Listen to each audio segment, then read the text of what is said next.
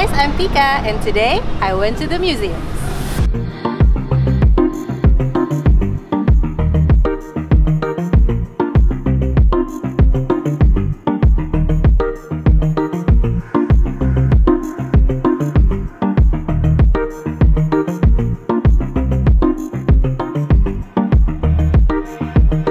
Nah, ke museum hari ini tuh fun banget.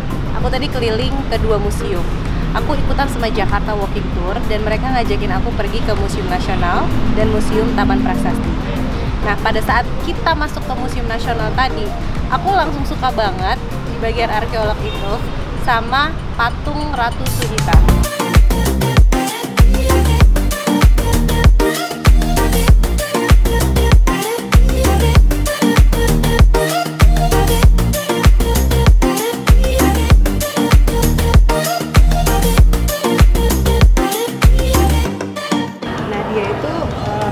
Dulu di zaman Majapahit, pemimpin Jawa Timur di tahun 1400-an.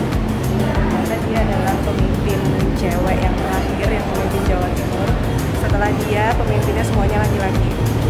Dan baru sekarang pemimpin Jawa Timur perempuan, Ibu Khofifah, ya. So this is very interesting.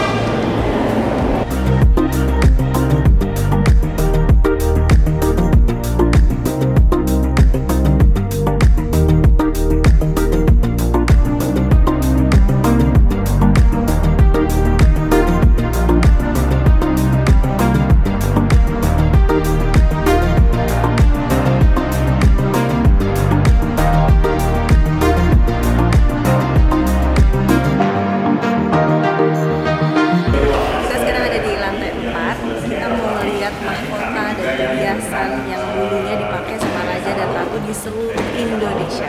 Tapi sayangnya emang kita nggak boleh bawa foto, kamera, jadi emang harus aku nikmatin sendiri. Nanti aku ceritain ya kayak apa di dalam.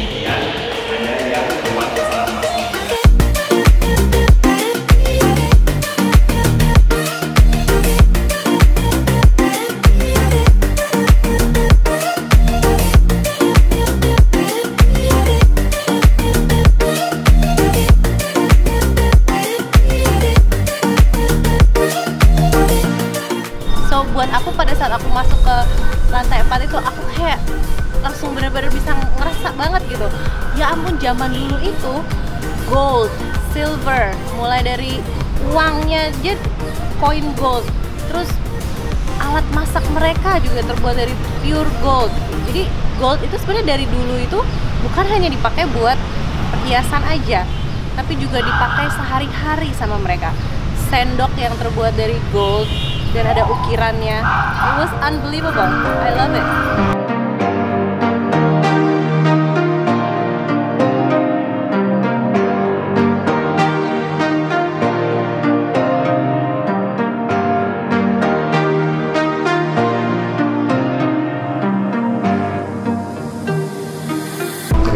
Nah, sekarang saya lagi duduk-duduk nih sambil mau minum iced tea sama tour guide saya, Mas Farid. Saya punya banyak banget pertanyaan nih sama Mas Farid. Tombaknya Pangeran Diponegoro yang katanya punya kekuatan mistis. Oke, please tell me about that. Jadi ada 3 koleksi di Museum Nasional. Ada tombak, ada tongkat, ada pelana kuda. Dan tiga-tiganya tadinya itu ada di Belanda.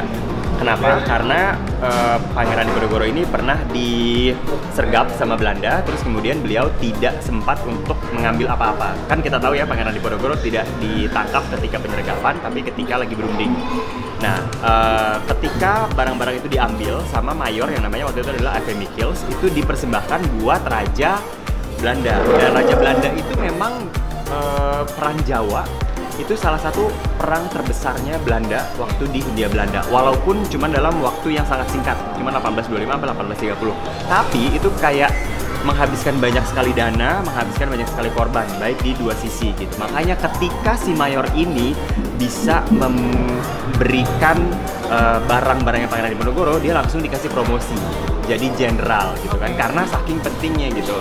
Nah, Akhirnya ketangkep juga akhirnya dapat juga nih barangnya di Ponorogo dan disimpan di Belanda. Baru kemudian dibalikin ke Museum Nasional ke Indonesia itu tahun 1978. Jadi sebenarnya ada proses yang cukup panjang negosiasinya kalau aku lihat ya, untuk bisa mengembalikan si Pangeran Diponegoro. Bahkan si tongkatnya itulah yang paling baru dibalikin tahun 2015. Baru 2015 loh, baru 3-4 tahun yang lalu dibalikin sama Belanda.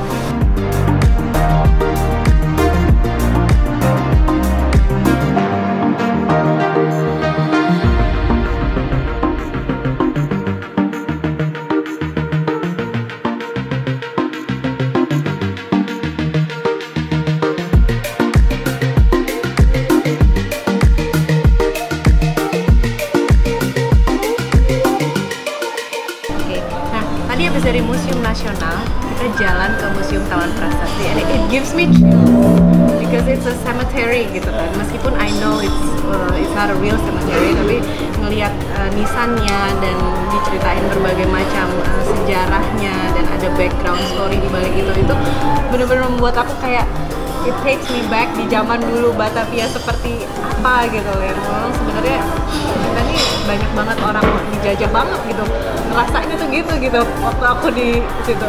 Nah, cerita apa yang Mas Farid mau share yang paling mengesankan dari Taman Prasasti itu tadi? Sebenarnya kalau dari Museum Taman Prasasti yang aku suka adalah itu sebenarnya kayak pengingat gitu loh, pengingat bahwa dulu orang-orang ini pernah tinggal di tempat yang kita tinggalin sekarang.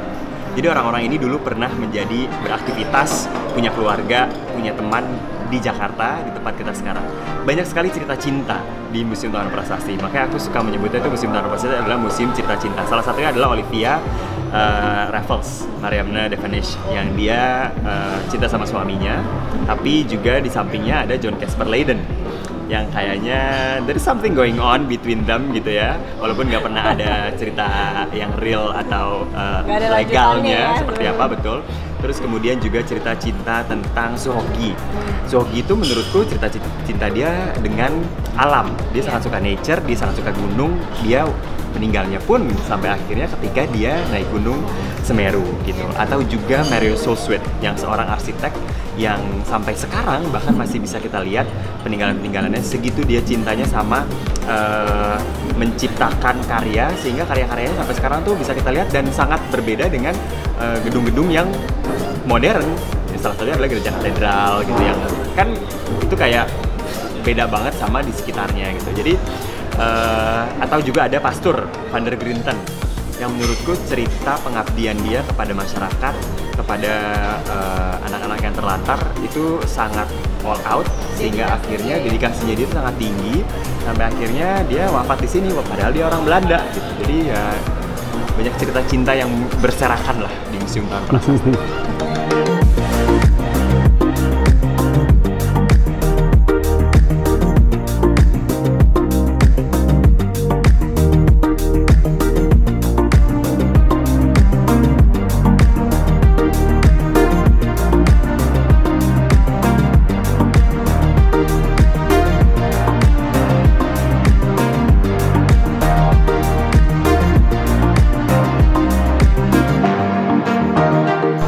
Oke guys, so itu tadi perjalanan aku keliling Museum Nasional dan Museum Taman Prasasti. Durationnya tadi kurang lebih sekitar 2,5 jam. Tadi kita mulai jam 9-an dan sekitar jam 11.30-an kita udah selesai. Aku rekomen banget untuk datang ke museum dan ikutan sama Jakarta Walking Tour ini, karena aku sendiri ngerasain pada saat aku pergi ke museum bersama tour guide yang berpengalaman dan punya pengetahuan yang luas, aku jadi ikut mencintai banget sejarah Indonesia. Aku jadi lebih tahu banyak gitu tentang waktu itu seperti apa sih keadaannya. So it's really nice. Ini bukan hanya untuk turis, tapi untuk orang-orang lokal yang tinggal di Jakarta. Make time to come here. I strongly recommend. Okay guys, see you on the next video. Bye.